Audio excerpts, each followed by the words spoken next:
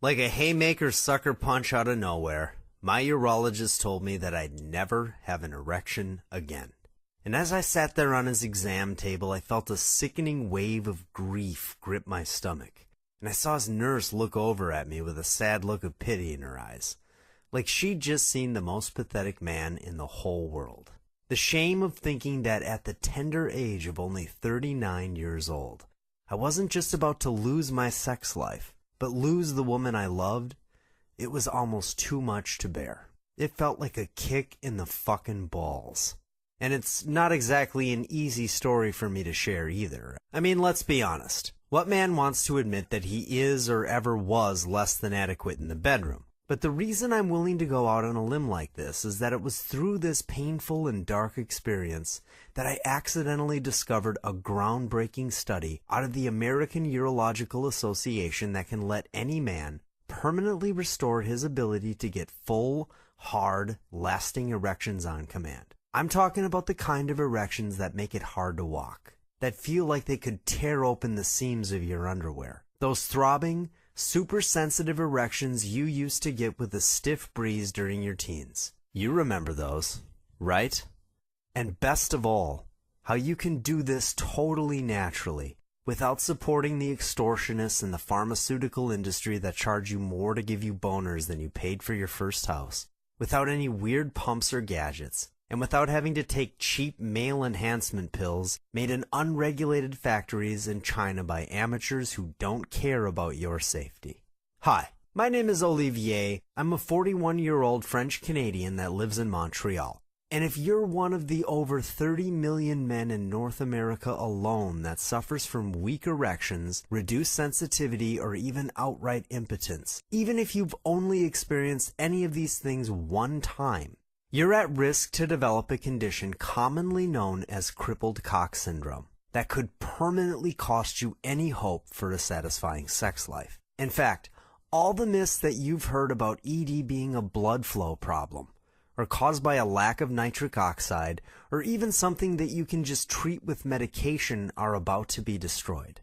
I'm about to tell you the real reason you continue to suffer from ED, backed by a groundbreaking study published by the American Urological Association, and give you a simple solution to permanently reverse the cause in just a few hours, like I've done for myself and over 2,137 guys in 9 different countries. Just look at what 51-year-old Antonio from Rio de Janeiro had to say. About 6 months ago, my sex drive was low, my erections were weak, and man, I just couldn't perform. It was humiliating.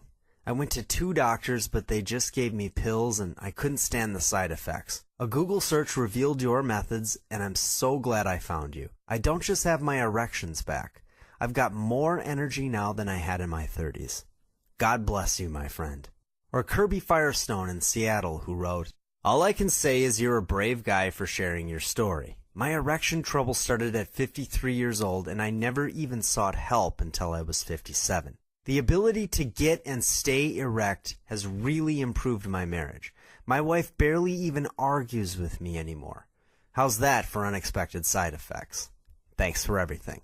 Now, I do need to warn you that while it's possible to fully and permanently restore your erections to full working health in record time without any drugs, pumps, or gimmicks, right now, the true cause of your ED is ravaging your manhood, destroying your sensitivity, and potentially ruining your chances at ever having a satisfying sex life. And according to experts like Dr. Mark Garnick from Harvard Medical School, early intervention to end shriveling erections is crucial, as the flexible tissues that allow you to become erect are being destroyed by the true root cause of ED. And the worst part is, this can continue even if you're taking commonly prescribed ED medication. And if you wait too long, this condition can become permanent. So if you think you've got something better to do than save your sex life, your relationships, and your self-respect, I think you might need to hand in your man card. So, you might be wondering how I went from sitting in my urologist's office hearing the heartbreaking news that I was losing my manhood to suddenly discovering an ED breakthrough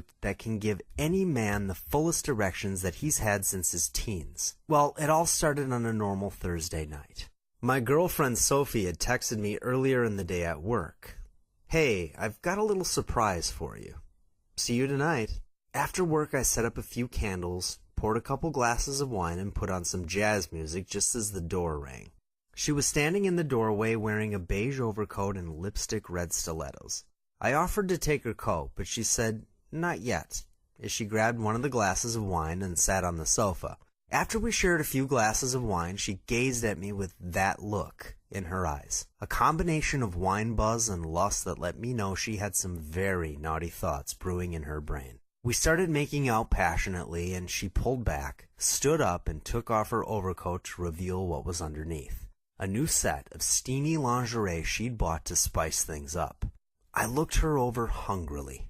Her curves and soft creamy skin glowed in the matching black bustier and black panties that pressed against her body. I pulled her in and started kissing her forcefully, pulling off her lingerie as the action started heating up. And as I was doing this, I started to notice something was different. I was totally soft. I wanted her badly.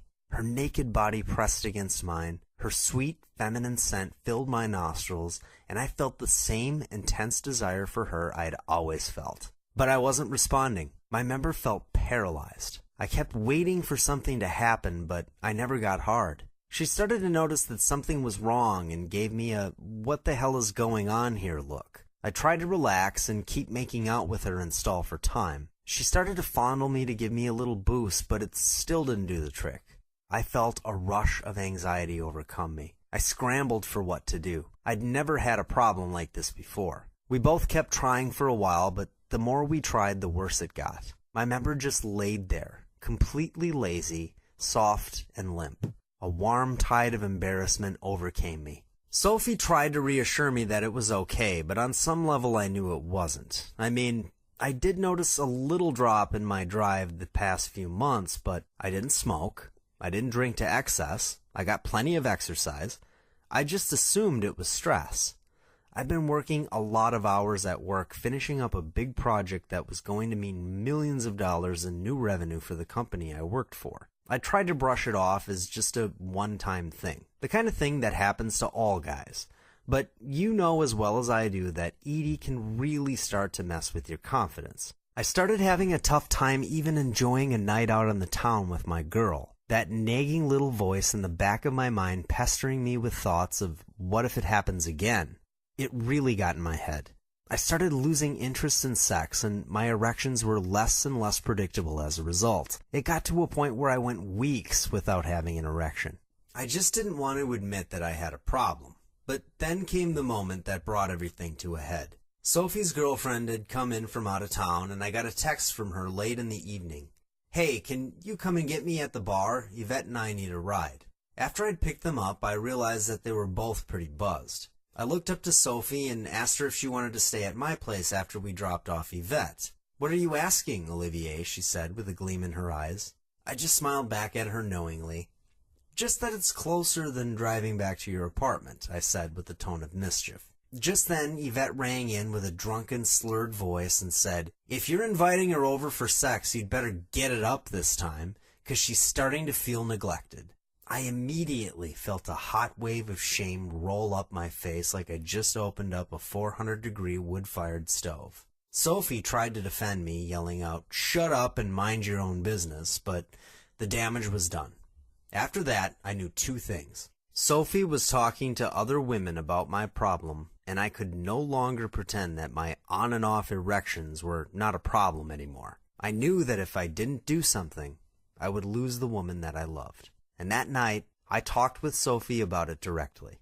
At first, she held back, not wanting to hurt my feelings. But when I confronted her, she finally came clean and told me how she really felt. What she told me made me sick to my stomach with shame and guilt, but I had to swallow it. I knew I had lied to myself long enough. I almost felt like vomiting when she said, "Olivier, I always feel guilty, but when some of the guys at my office flirt with me, I can't help but feel attracted to them.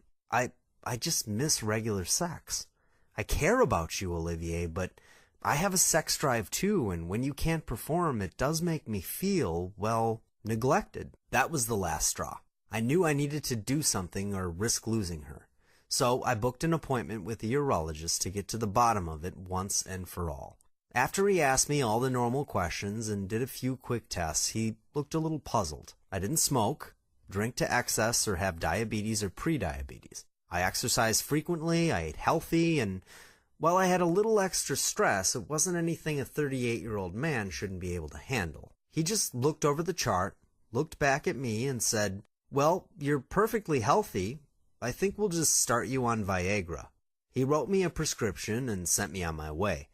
I remember how embarrassing it was to fill the prescription, but that quickly went away when I realized they were charging me $8 a pill for the meds. But I was desperate, like I said, and eager to get my relationship back on track, so I paid for the pills. I even called in a favor with an influential friend to set up a reservation at Maison Beaulieu.